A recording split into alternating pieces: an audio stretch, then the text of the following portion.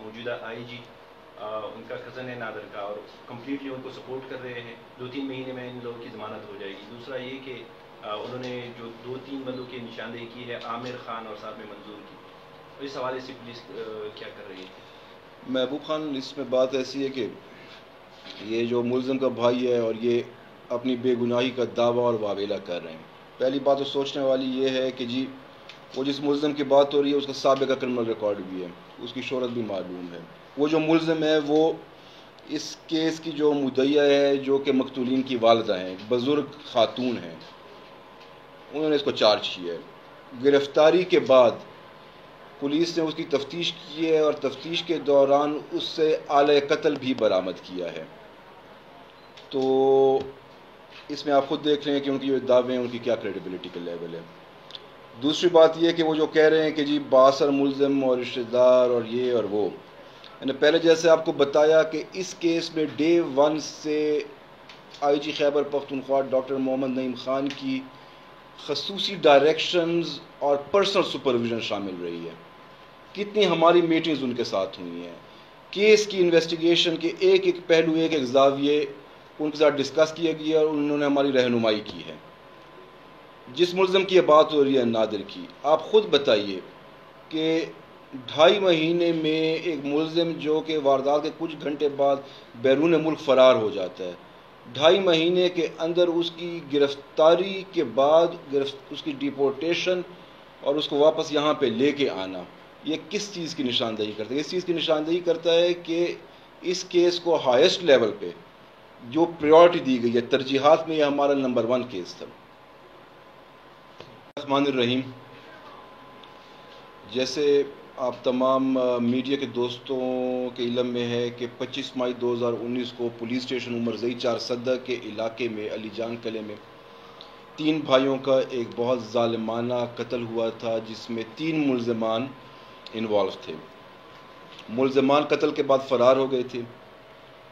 اس case میں عوام میں بہت غم غصہ پایا جاتا تھا کیونکہ ملزمان نے بڑا زیادتی کی تھی. اس حوالے سے inspector general of police Khyber Pakhtunkhwa doctor Muhammad Naeem Khan کی انسٹرکشنز، ہدایات کی روشنی میں انتھک محنت کی گئی. D P O 4 Sadda Irfan Ullah Khan, S P investigation Nazir Khan, ان کی ٹیم نے دن رات ایک کر کے محنت کر کے پہلے ایک ملزم کو گرفتار کیا، دوسرے کو گرفتار کیا، تیسرا ملزم جو تھا، اور لوگوں کی ایکسپیکٹیشن بھی یہی تھی کہ تیسرے ملزم کو جلد سے جلد گرفتار کیا جائے. اس کی گرفتاری ایک بہت بڑا چیلنج تھا چونکہ وہ منصوبے کے تحت قتل کے بعد کچھ ہی گھنٹوں میں بیرون ملک ملیشیا فرار ہو گیا تھا. اللہ کے فضل و کرم سے اور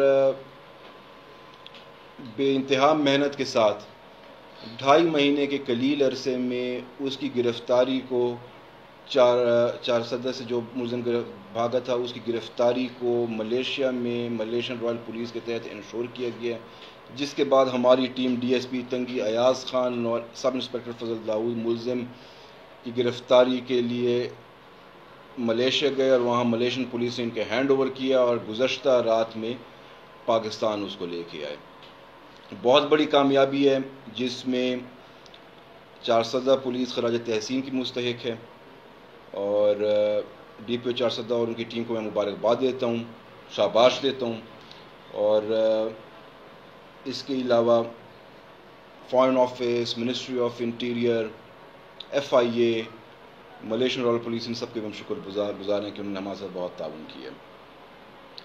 ہمارا کام یہاں پہ ختم نہیں ہو جاتا ہے، ابھی گرفتاری اور ابھی تک تفتیش ہو رہی ہے اور بہت محنت ہو رہی ہے، لیکن ہمارا پرپز یہ ہے، ہمارا آبجیکٹیو یہ ہے کہ ان ملزمان کو قرار واقعی سزا دلائی جا سکے. Thank you. ملیشین پولیس کے ذریعے یہاں سے کچھ لوگ اور کہاں کون سی جگہ سے ان کو گرفتار کیا؟ یہ ملیشیا میں گرفتاری کی ہے، رائل ملیشین پولیس نے کی ہے، ہماری ریکویسٹ بھی کی ہے، اور ہماری ان کے ساتھ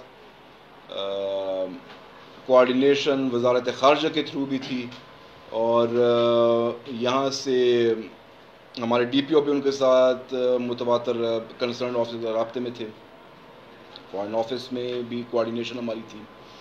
اور وہاں پہ ایک شہر ہے، کیا نام ہے شہر کا؟ پورٹ ڈکسن سٹی ہے، اور وہاں پہ گرین ٹاؤن ہوٹل ہے، وہاں سے اس کی گرفتاری ہوئی ہے.